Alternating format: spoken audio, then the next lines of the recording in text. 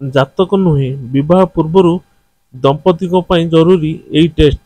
ଆସନ୍ତୁ ଜାଣିବା ଏହି ଭିଡ଼ିଓରେ। ଭିଡ଼ିଓଟି ଆରମ୍ଭ କରିବା ପୂର୍ବରୁ ଆମ ଚ୍ୟାନେଲକୁ ସବସ୍କ୍ରାଇବ୍ କରିନଥିଲେ ସବସ୍କ୍ରାଇବ୍ କରିଦିଅନ୍ତୁ। ଜୟ ଜଗନ୍ନାଥ ଦର୍ଶକ ବନ୍ଧୁ, ଆଜିର ଭିଡ଼ିଓକୁ ଆପଣଙ୍କୁ ସ୍ୱାଗତ। ଦର୍ଶକ ବନ୍ଧୁ, ପୂର୍ବରୁ ବିବାହ ପାଇଁ ପୁଅ ଓ ଝିଅଙ୍କ କୁଣ୍ଡଳୀ ମେଳ ଖାଉଥିଲା, ହେଲେ ବର୍ତ୍ତମାନ ସମୟ ବଦଳି ଯାଇଛି। ଏବେ ଆଉ କୁଣ୍ଡଳୀ ନୁହେଁ, ବରଂ ଉଭୟ ଦମ୍ପତିକୁ ବିବାହ ପୂର୍ବରୁ କିଛି ଡାକ୍ତରୀ ପରୀକ୍ଷା କରିବା ଉଚିତ ବୋଲି ପରାମର୍ଶ ଦିଆଯାଇଛି। ଆଗକୁ ବଢ଼ୁଥିବା ରୋଗ ସହ ଜଡ଼ିତ ସମସ୍ୟା ହେବାର ସମ୍ଭାବନା ହ୍ରାସ ପାଇପାରେ। 7ଟି ପରୀକ୍ଷା ଜାଣନ୍ତୁ ଯାହା ଏକ ଦମ୍ପତି ବିବାହ ପୂର୍ବରୁ କରିବା ଆବଶ୍ୟକ। ଆଜିକାଲି ସମସ୍ତେ ସମ୍ପୂର୍ଣ୍ଣ ସମାଧାନ ହେବା ପରେ ହିଁ ବିବାହର ଚିନ୍ତାଧାରାକୁ ନିଜ ମନରେ ଆଣିଥାଏ। ଯଦି ଆପଣଙ୍କର ଭଲ ଜୀବନସାଥୀ ଅଛନ୍ତି, ଜୀବନର ଯାତ୍ରା ଅଧିକ ସୁନ୍ଦର ହୋଇଯାଏ। କିନ୍ତୁ ଯଦି ଆପଣଙ୍କ ବିବାହ କରି ଏକ ବଡ଼ ନିଷ୍ପତ୍ତି ନେବାକୁ ଚିନ୍ତା କରୁଛନ୍ତି, ତେବେ ଭବିଷ୍ୟତକୁ ସର୍ବଦା ଧ୍ୟାନରେ ରଖନ୍ତୁ। ଉଭୟ ନିଜ ସାଥୀଙ୍କ ସ୍ୱାସ୍ଥ୍ୟର ଯତ୍ନ ନେବା ଉଚିତ। ଏପରି ପରିସ୍ଥିତିରେ ସେହି 7ଟି ପରୀକ୍ଷା ଜାଣନ୍ତୁ ଯାହା ଉଭୟ ପାର୍ଟନର ବିବାହ ପୂର୍ବରୁ କରିବା ଉଚିତ। ହିନ୍ଦୁ ଧର୍ମରେ ରାଶିଫଳ ମେଳକ ବିବାହ ପୂର୍ବରୁ କରାଯାଇଥାଏ, କିନ୍ତୁ ଭବିଷ୍ୟତରେ ସ୍ୱାମୀ ସ୍ତ୍ରୀଙ୍କ ମଧ୍ୟରେ ବୈବାହିକ ସମ୍ପର୍କ ଭଲ ରହିବ କି ନାହିଁ ଏ ବିଷୟରେ କୌଣସି ଗ୍ୟାରେଣ୍ଟି ରହିନଥାଏ। ଏଥିରୁ ଏହା ସ୍ପଷ୍ଟ ହୋଇଛି ଯେ ରାଶିଫଳ ମିଳାଇବା ଅପେକ୍ଷା ସ୍ୱାସ୍ଥ୍ୟ ପ୍ରତି ଧ୍ୟାନ ଦେବା ଭଲ। ବିବାହ ପୂର୍ବରୁ ଦମ୍ପତିଙ୍କ କିଛି ସ୍ୱାସ୍ଥ୍ୟ ଯାଞ୍ଚ କରିବା ଉଚିତ କିମ୍ବା ପରୀକ୍ଷା କରିବା ଉଚିତ। ଆସନ୍ତୁ ଜାଣିବା ସେଗୁଡ଼ିକ କ'ଣ କ'ଣ। 1ରେ ବ୍ଲଡ ଟେଷ୍ଟ। କିଛି ରୋଗ ଅଛି ଯାହା ଅନେକ ପିଢ଼ିକୁ କ୍ଷତି ପହଞ୍ଚାଇପାରେ। ଟାଇପ୍ 1 ଡାଇବେଟିସ୍ ଓ ଥାଲାସେମିଆ ଏହି ରୋଗ ମଧ୍ୟରୁ ଗୋଟିଏ। ରକ୍ତ ପରୀକ୍ଷାରେ ରକ୍ତର ଗ୍ରୁପ ସୁସଙ୍ଗତା ପରୀକ୍ଷା କରି ଅନେକ ପ୍ରକାର ପରୀକ୍ଷା ଅଛି। ଏହା ଏକ ପ୍ରକାର ପରୀକ୍ଷା ଯେଉଁଥିରେ ଉଭୟ ଅଂଶୀଦାରଙ୍କ ରକ୍ତ RH ଗ୍ରୁପ ଜଣାଶୁଣା। ଯଦି RH ଗ୍ରୁପରେ ପାର୍ଥକ୍ୟ ଅଛି, ତେବେ ଏହା ଗର୍ଭାବସ୍ଥାରେ ଭବିଷ୍ୟତରେ ଅନେକ ସମସ୍ୟା ସୃଷ୍ଟି କରିପାରେ।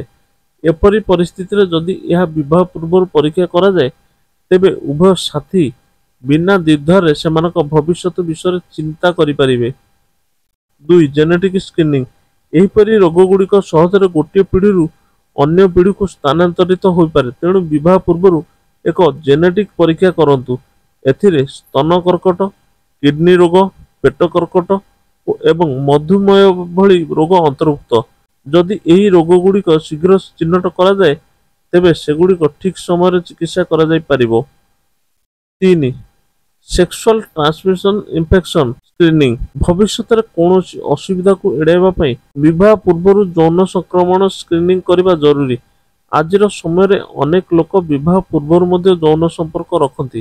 ଏପରି ପରିସ୍ଥିତିରେ ଆପଣ ଏବଂ ଆପଣଙ୍କ ସାଥୀ ବିବାହ ପୂର୍ବରୁ ଯୌନ ସଂକ୍ରମଣ ରୋଗ ପାଇଁ ପରୀକ୍ଷା କରିବା ଜରୁରୀ। ଏଥିରେ କେତେକ ରୋଗ ଅନ୍ତର୍ଭୁକ୍ତ ଯାହା ଅସୁରକ୍ଷିତ ସେକ୍ସ କାରଣରୁ ବ୍ୟାପିଥାଏ। ଏହି ରୋଗଗୁଡ଼ିକ ମଧ୍ୟରୁ ଅଧିକାଂଶ ସାଂଘାତିକ ହୋଇପାରେ।